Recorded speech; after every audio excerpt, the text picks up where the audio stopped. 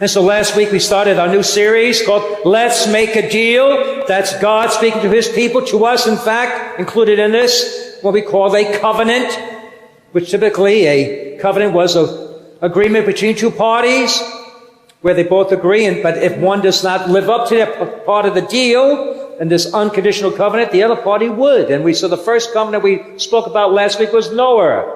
That God's promise to Noah was, I will never flood the earth again, no matter how you may live, how disobedient you may be, what you may do. I will keep my promise. I will keep my covenant, that I will not flood the earth again.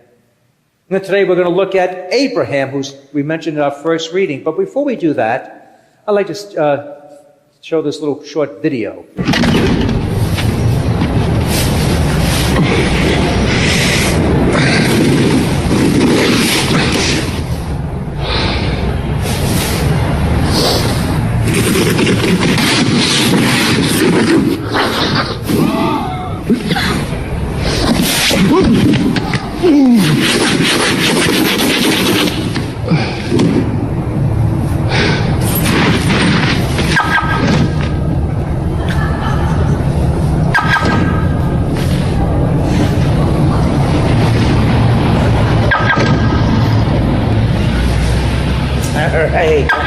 All right. Having a bad morning, huh? Speaking about bad days, St. Peter, up in heaven, and he was getting a little backlogged with all people trying to get into heaven, so he decided to prioritize it, and he would let those in first, those who had a bad day. And the first fellow came up and said, well, what was your day like? I said, oh, St. Peter, it was terrible. I said, I long suspected my wife of being unfaithful. And so I decided that one day I would come home early from work and I would find out for myself. And so I did. I came home early from work and I went into our condo, and I couldn't find anyone. I searched the house. I searched every room, searched the kitchen, but they could not be found. And finally I went out on our patio there on the 15th floor, and I looked out, and there, holding on to the railing, was this guy holding on. I thought to myself, I went inside and I got a hammer and I started slugging his fingers until finally he let go. And he fell those 15 stories, but as fate would have it, he landed in a bush and he was unharmed. I was still livid, so I went in the house and I dragged out the refrigerator, brought it to real and tossed it over and landed right on top of him. That refrigerator is so heavy, I got a coronary. And that's why I'm here. I see. He turned to the second fellow, so what's happened to you?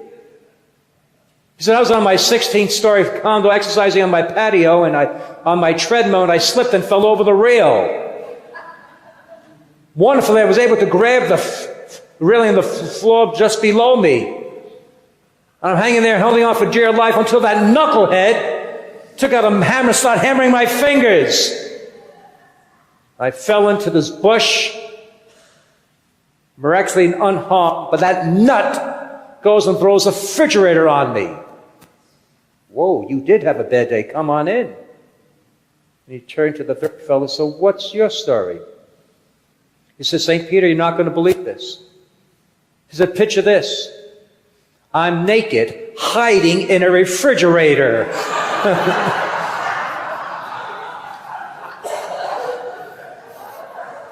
You think you had a bad day? You want to know who had a bad day? We heard our first reading. Abraham had a bad day, and it wasn't too swift for Isaac either. But let's just backtrack just a little bit. Who is this Abraham? Abraham is probably the lone figure that is sort of accepted, owned by three major religions: Islam, Judaism, and Christianity. The father of one faith, the first one to believe in the one true God. All right? And God makes a covenant with Abraham, and he sort of promised Abraham these promises. It's a one-way thing, one-way street. Abraham owes nothing to God. He said, guess what? I am going to bless you, and you are going to be a blessing to others. I will bless you, and you will be a blessing to others. He promises Abraham, I'm going to give you, your ancestors, land of their own, and there's nothing better than to have land. And the third one, which is the big one, as I said, you will have many descendants. And there's only one problem. Abraham's about 75 years old, his wife 74. His wife Sarah, and up until then, they have no children. I said they're not young, 75 and 74. But God promises, you will have many descendants. You cannot count them. Look at the stars in the sky, be more than that.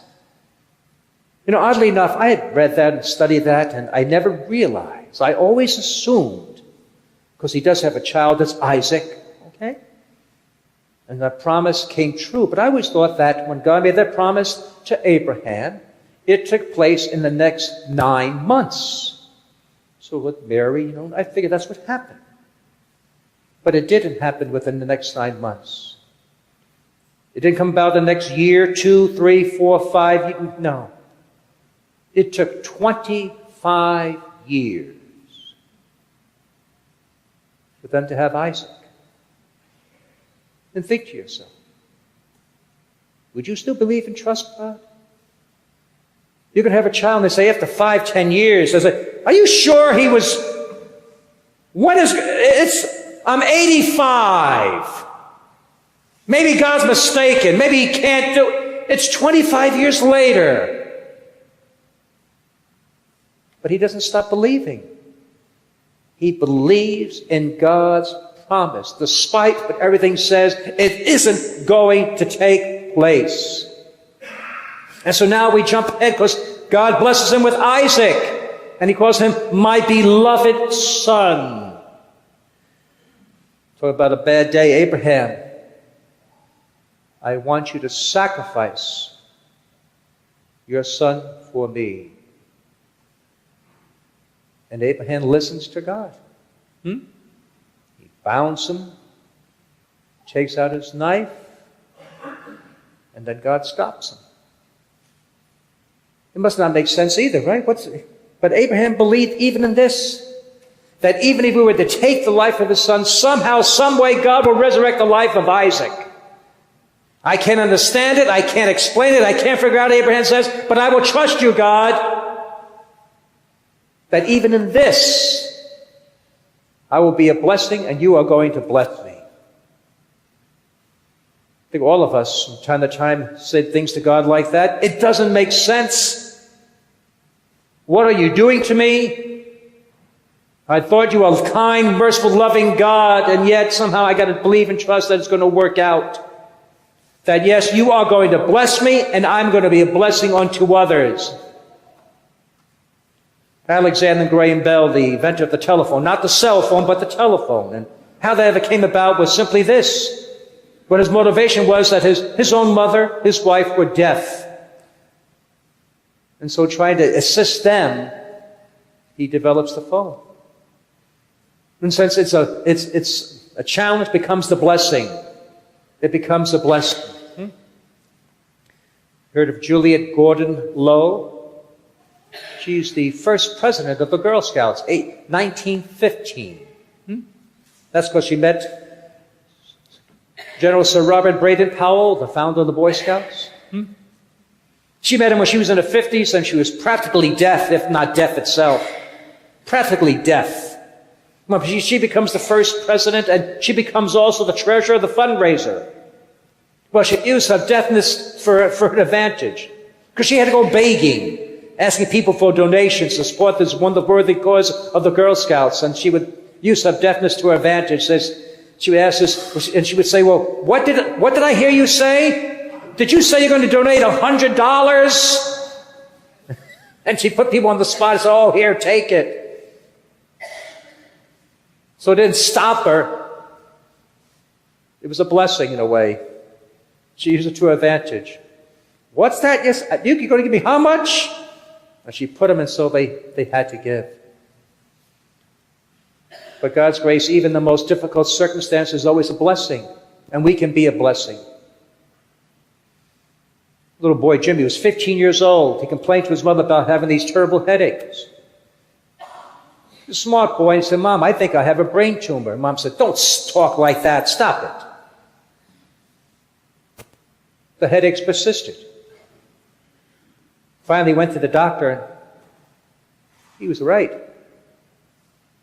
He did have a brain tumor, an inoperable brain tumor, and he's only 15 years old. And so now he was confined to his home, and he kept going. He used that time that he had left because he would have his own classmates from high school come visit him, and he would talk to them. He was worried about them. Many of them were getting mixed up with drugs, skipping class, going down the wrong path that's so tempting to teenagers. And he would counsel them. Hey guys, that's not the way to do it. You're messing up your life.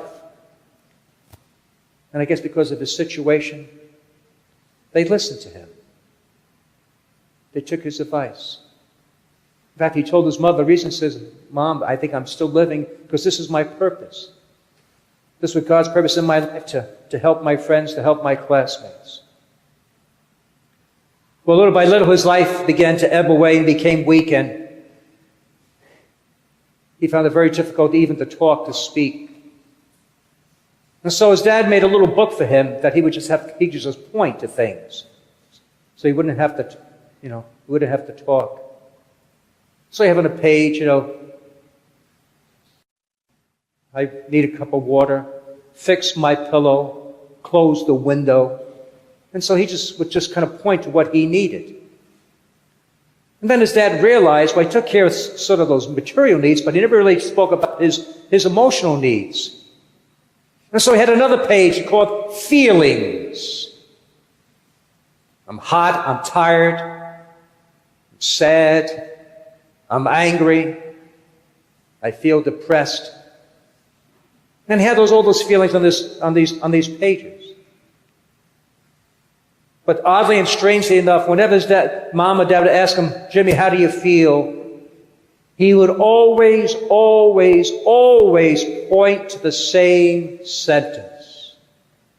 Without fail. Always, always the same sentence. In fact, the last thing he did was point to that. And so when they asked him, Jimmy, how do you feel? He would always point to this one phrase. I feel L-O-V-E-D.